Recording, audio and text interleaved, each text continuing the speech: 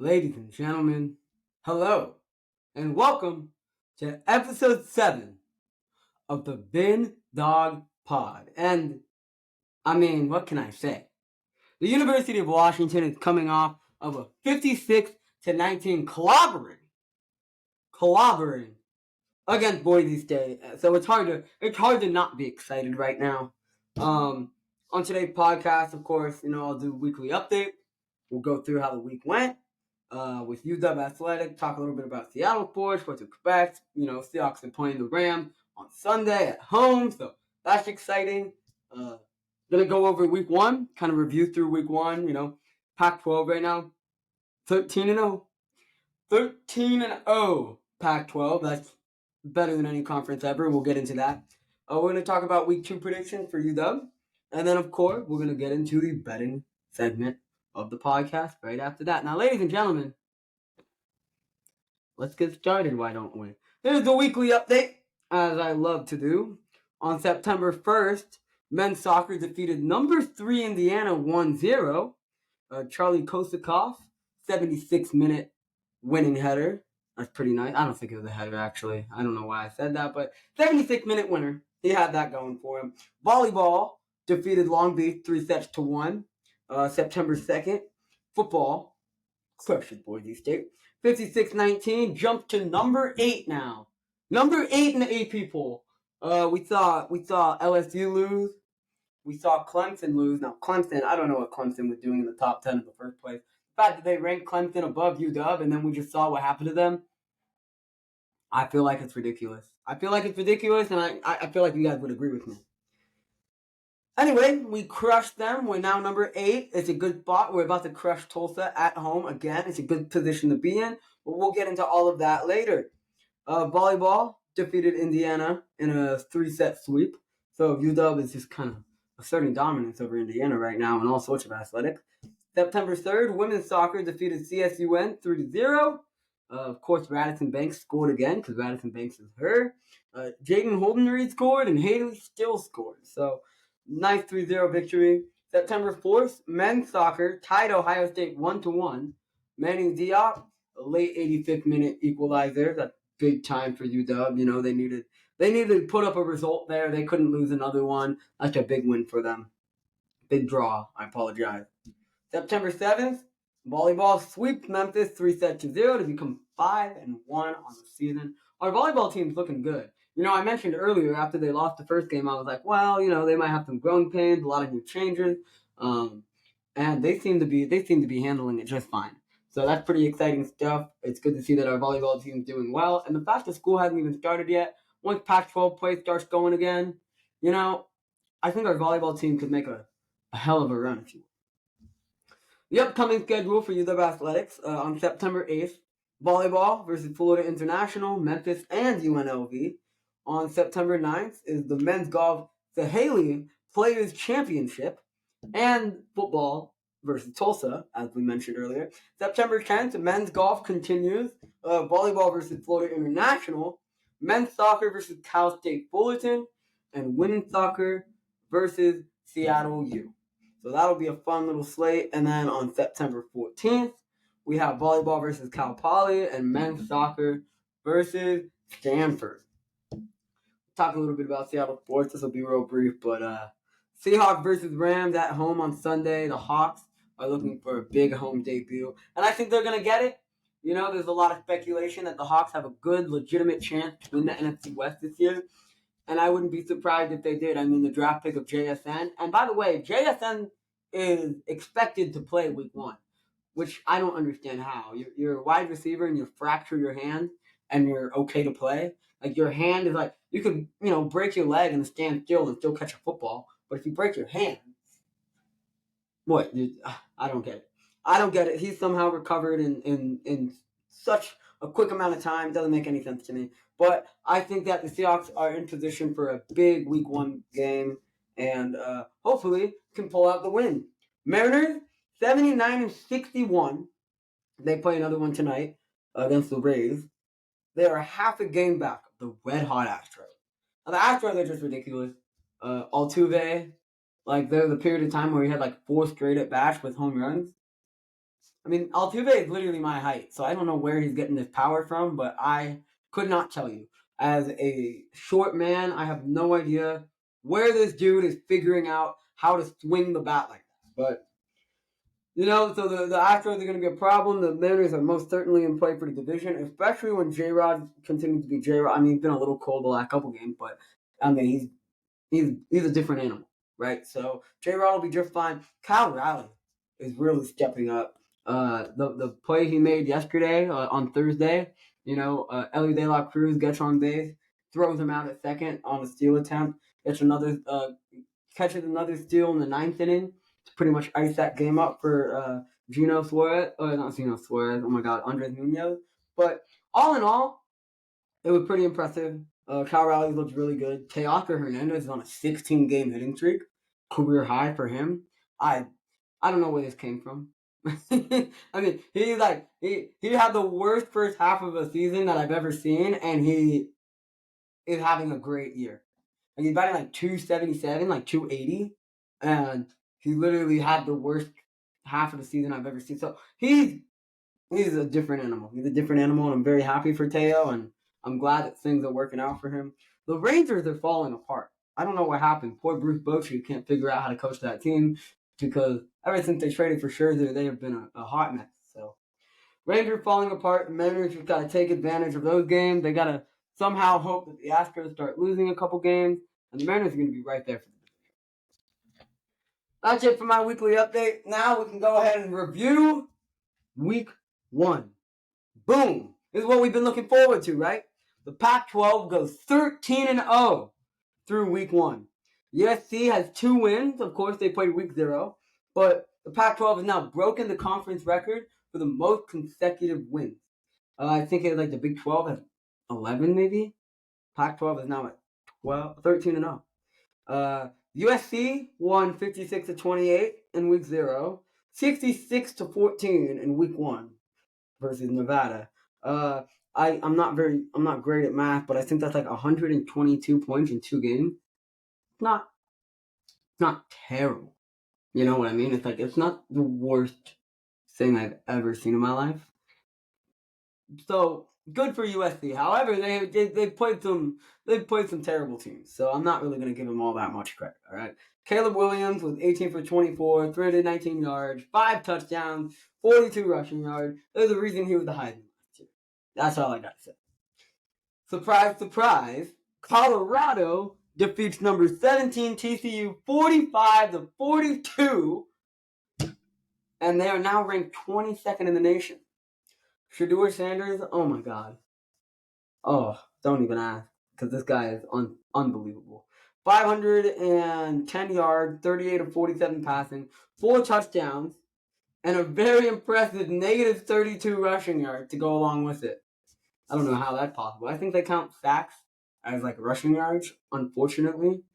But minus 32 is just not really the number you're looking for. But it didn't matter. It didn't matter because everything else worked in their favor. They had 4 players with 100 receiving yards. Dylan Edwards, Travis Hunter, Xavier Weaver, and Jimmy Horn Jr. all got over 100 receiving yards. I don't know how that's possible, but they like to do that, I guess. Dylan Edwards, 159 total yards, 4 touchdowns. Unbelievable game. Travis Hunter and Shedeur Sanders have fully put themselves in position to be Heisman talk. Oregon defeats Portland State 81-7. I don't think it's a big deal.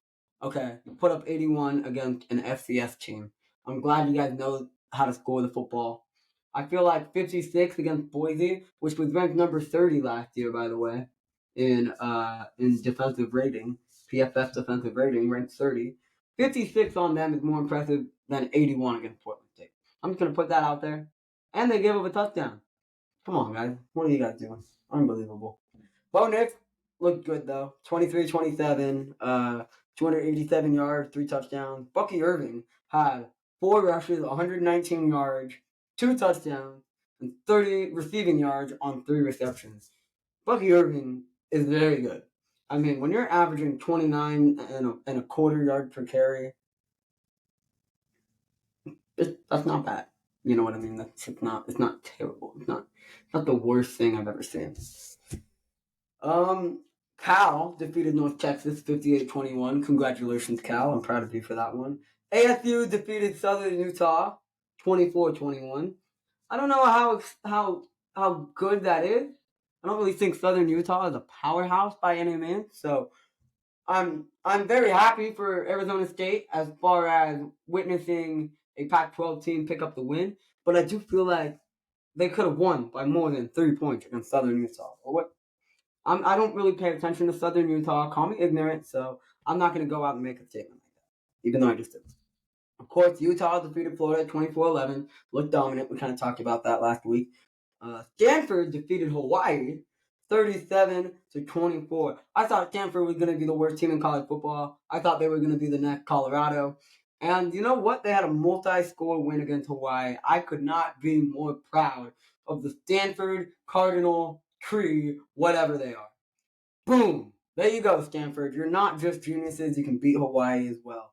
Washington State defeated Colorado State 50-24. I was talking about this last week. Why are we disrespecting Wazoo so much? Like 10.5 was not enough points when Colorado State. You got to think about it. Colorado State was so bad last year that I think a team of 11 Vinny Speciali could have beaten them. Well, maybe not beaten them, but we could have done some damage. All right, we could have had a screen pass for a touchdown, or we wouldn't have had a good trench game. I'm sure we probably would have got murdered in the trenches, but we could have made things happen. All right, that's how I feel about this Colorado State team, and I don't know. 10.5 felt disrespectful. So Sam Ward took that disrespect to heart. 37-49, 451 passing yards, 3 passing touchdowns, 40 rushing yards, and 1 rushing touchdown. Now, however, Cam Ward's got to figure out that ball security because he's 3 fumbles and he lost 2 of them. If you're playing a team better than Colorado State, that will lose you the game, Cameron Ward. However, it was an exceptional game from him. He played well. I mean, those are just mistakes that you can clean up at the end of as the season goes by.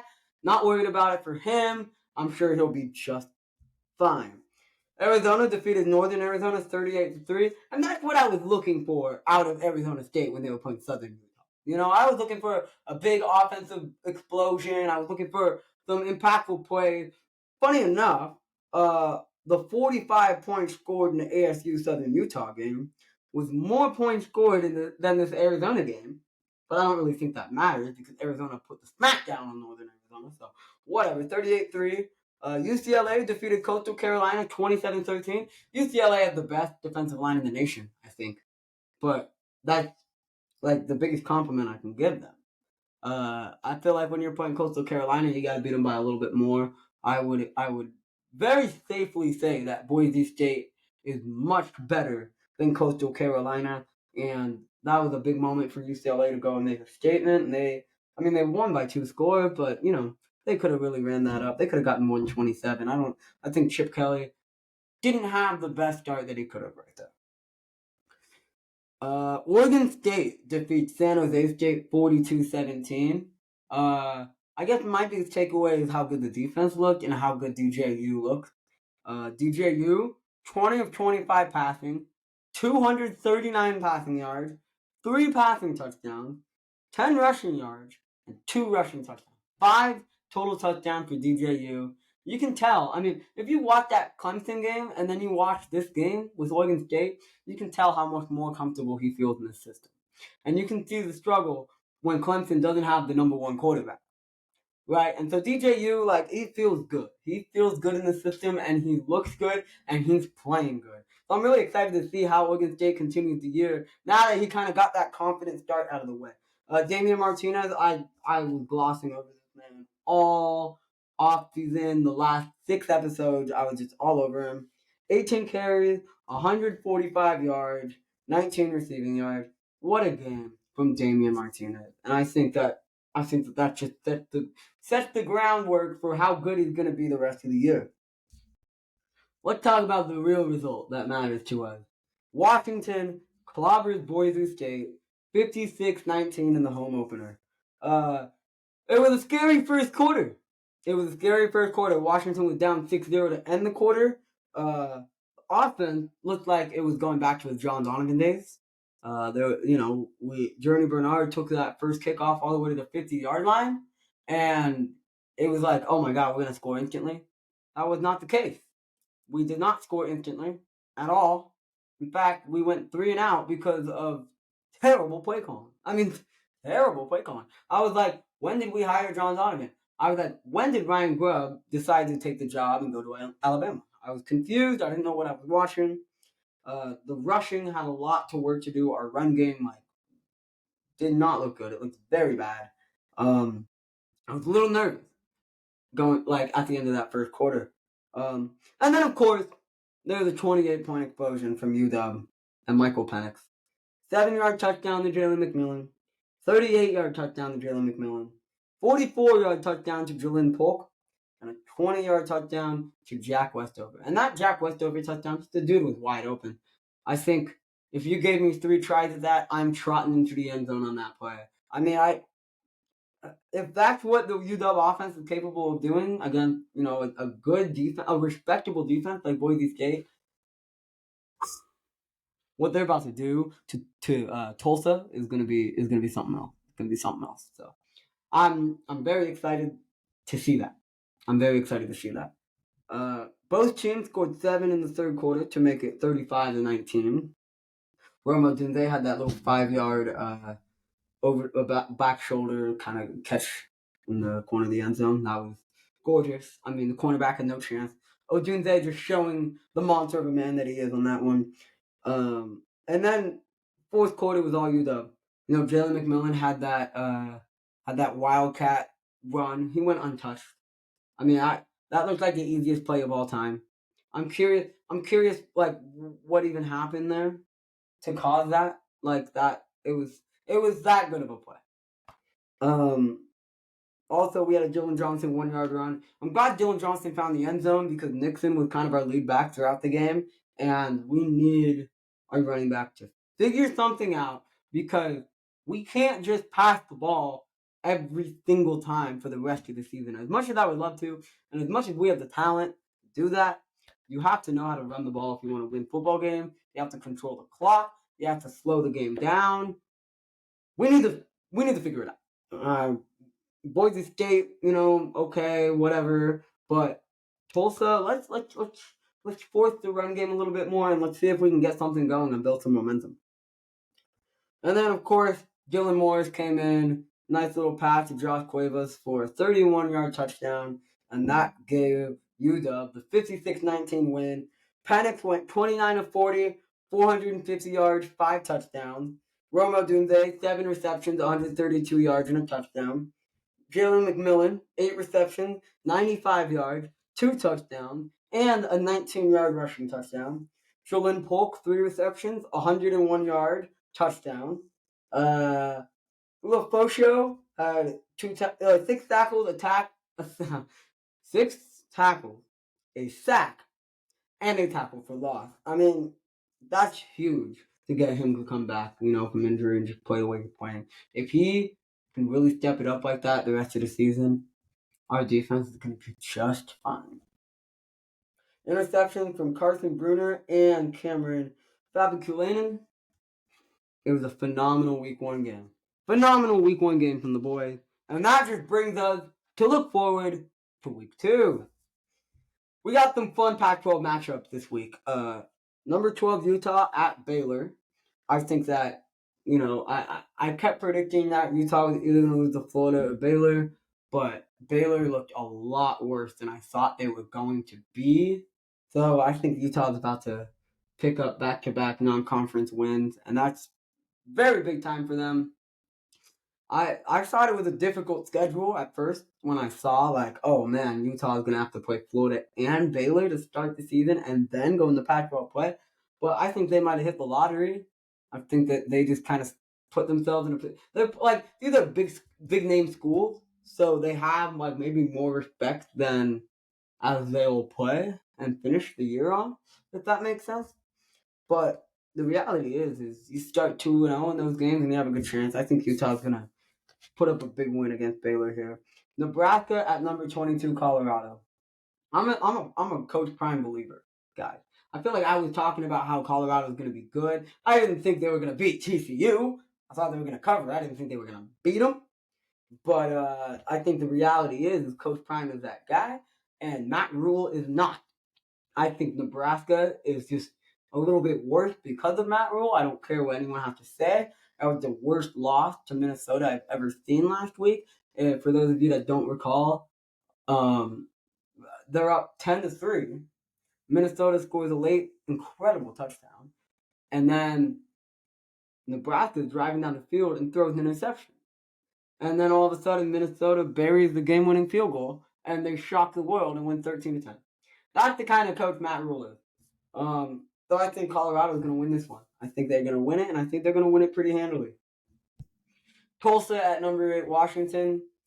I'll get into what I think about this, but I wouldn't be surprised if I end up chalking that as a W for the W's. Number 13, Oregon at Texas Tech. Now, Oregon has shown us that they are very good against FCS schools. And Texas Tech has showed us that they can lose to Wyoming. No disrespect to Wyoming, but you gotta beat Wyoming. I don't care if it's double overtime. It was like, 35-32 or something like that. I don't care. You gotta beat Wyoming. That's a really important game for them, and that's really gonna kind of halt their momentum. Oregon's feeling it right now. I think Oregon's gonna end up clobbering Texas Tech a little more than what that point spread shows. Number 19, Wisconsin at Washington State University. It's funny how it's UW versus Wazoo, but a completely different UW. And soon they'll be in the same conference as UW, but for now, so totally different UW going into Pullman, and that's gonna be fun. I think the Pullman crowd is gonna be electric. I honestly think Pullman sneaks out with a win, but I'll get into that later. That's gonna be a great game. It's the first time in a quarter century that Wazoo is hosting a ranked Power 5 non-conference opponent, I believe. So that's pretty cool stuff, and I think Martin Field is gonna go crazy. That's gonna be a party weekend for sure. Arizona at Mississippi State. It'll be fun to watch. Arizona is an underdog and a half, but I think Arizona can pull off a win. I think they will. I think they're capable of doing it. We'll see what happens. UCLA at SDSU. UCLA has the best defensive line in the nation. So, they might be okay. But I don't know. I feel like SDSU, I don't know. I don't think UCLA is going to get a whopping win, but I'm sure they're going to walk away with a victory. UC Davis at Oregon State, number 16 Oregon State. Oregon State is the best O-line that I've ever seen. DJ is that guy. Damian Martinez is that guy. That's going to be an easy win for them. Stanford at number 6 USC. Poor Stanford gets a win under their belt, and now they got to go and play number 6 USC. That sucks. They're going to get destroyed. USC is going to put up 40 on them. Stanford's going to get destroyed. Auburn at California. That's a great game. I think California has a chance. I don't know if Auburn's all that good this year. They're good, but they're not all that good. I think the SEC is a little overhyped right now. I think the SEC feels a little too comfortable. So I think that there is a chance California could sneak away with a victory right there. And then, of course, we have Oklahoma State at Arizona State. I don't know. I don't know how Arizona State can pull off a win, but I would love to see it. Let's get into what I'm predicting for UW versus Tulsa on Saturday at Husky Stadium at 2 p.m. Washington is minus 34. Over-under set at 65. With Tulsa's ability to at least get some points, I think the over looks appealing. Expect a more explosive first quarter from UW. I think that the slow start that they had is something that they're going to be focused on not repeating going into this week. I don't know if they're going to dominate in the second quarter the way they did last week, but I would expect a better first quarter, that's for sure. I personally am predicting a 54-17 victory for UW. I think Tulsa's going to get 17. I'm sure maybe first half they'll sneak a field goal in, maybe even a touchdown if they will. But I don't think Tulsa's going to score all that much. I think the defense is getting better and better on a week-by-week basis, and I think Tulsa's a lot worse than Boise. But my whole point is that if UW can beat Boise by 37, 36, then UW can beat Tulsa by 34, and I feel rather confident about that one. Penix is not going to play a half of the fourth quarter. I think we can accept that. UW is going to have a comfortable enough lead where they're going to be like, Penix, we want you healthy. We don't need to bring you in here. We don't need to force you in here. But I still think he's going to be dominant. I still think Penix is going to have at least 370 plus passing yards, at least 3 touchdowns or more. I mean, the reality is Penix is going for the Heisman. That team has a goal in mind to get Penix in position to win the Heisman. I think that that's what they're going for. I think that's the expectation. So he's going to get good minutes and he's going to get good opportunities. Another massive day for McMillan, Odunze, and Polk. I fully expect it. I said last week that I'm expecting 200 combined yards from McMillan and Odunze. They cleared that by about 20 yards. I think that this combo, the three of them, can easily break 300 together, and I'm looking forward to watching them do it. I think that this game is going to be so much deep ball passing, and there's no better receiving core in the nation at the deep ball than Washington. In fact, there's no other anything in the nation when it comes to passing the football than there is Washington. So I'm excited to see how that one will go. Running game needs to get those opportunities to establish itself. They really did not get a chance to blossom out against Boise State, and they need more opportunities because the reality is if we don't get something going soon, in a game against Oregon, if we can't get a first down on a 2nd and 3 because we get 0 yards on an inside zone and then we get an incomplete pass on 3rd and short, we're going to lose that football game. So we need to establish the run and we need to get the run confident. Otherwise, I don't want to talk about it. Tulsa's run game has to be shut down early in order to force them to pass. That's the best way that UW is going to really get themselves ahead. 260 rushing yards last game for Tulsa. Ford led that running back room with 110 yards and a touchdown. Backup Cardell Williams is getting the nod at quarterback. He went 13 of 14, 233 yards and 3 touchdowns. But here's the reality. Despite those numbers, a UW defense is a lot better than an FCS defense. Yeah, I will say that, guys. I know it's controversial, but UW has a little bit better of a defense than an FCS. And it's like what Shador was saying in his little post-game interview after Colorado beat TCU. Shador said, the players, the names don't matter. The skill players are going to be there. It's all about the trenches. It's all about the O-line. It's all about the D-line. And you got some big boys at UW. And I didn't see the performance I wanted to from Braylon Trice and ZTF. In fact, our pass rush looked kind of weak, I thought. I thought we could have done a lot better. But I think that, that's something that will slowly begin to establish itself, and I think it'll be fine. Similar to UW, last game, Tulsa gave up an early touchdown in the first. We're down in the first. And then they scored 4 touchdowns in the second quarter. UW cannot be content. They can't just score 7 and be like, we did it, we're good. No. The pedal has to stay to the metal. We have to grind it out. If UW can go and score 14 quick points, they can go and put up 60 on this team. But they can't settle. They can't get content. They really have to get going. And I think the deep ball is what they need to win this game. Ladies and gentlemen, let's get into the betting segment. Now, last week was a good week. I went 4-2 overall. Well, I went 4-2 last week, so I'm now 5-6 overall. We're getting the respectable numbers. Okay, we're getting the respectable numbers. UW defeated Boise State 56-19 to hit the over 58.5. Auburn defeated UMass 59-14 to hit over 51.5. Wazoo defeated Colorado State 50-24 to easily cover 10.5. USC defeated Nevada 66-14 to hit that over 65.5. It could have been 66-0 and still would have hit. That's pretty cool. The two that I lost, I said North Carolina and South Carolina was going to go over 63.5. That did not happen. North Carolina beat South Carolina 31-17. And then I said that Ohio State would cover minus 30 against Indiana. That did not happen. Ohio State lost 23-3. I now know that Ohio State is not a wagon. That's good to know that Ohio State is not as good as I thought they were gonna be. So we're gonna avoid Ohio State for the rest of the year. I'll be a Michigan fan, but no Ohio State. Not touching them. Their offense did not look how I thought it was going to. So see ya, Buckeyes.